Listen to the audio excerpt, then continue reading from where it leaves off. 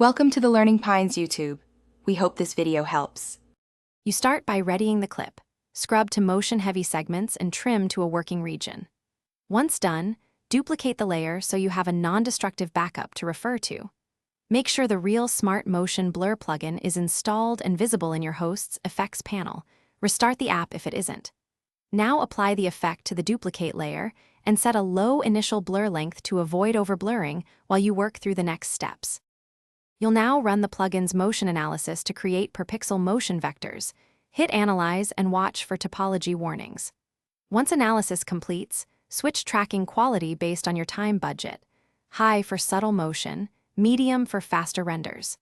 Then tweak blur length to control streak length and enable rotation or scale if your scene includes spinning or zooming elements. Make sure to preview short segments at full quality so you can judge how blur responds before committing to a full render. You finish by refining masks and artifact settings.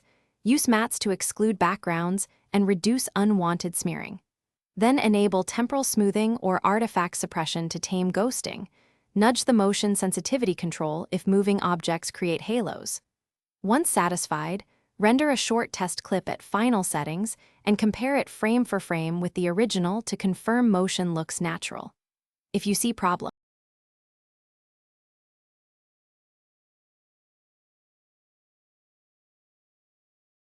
Thanks for watching. Consider subscribing if we helped you.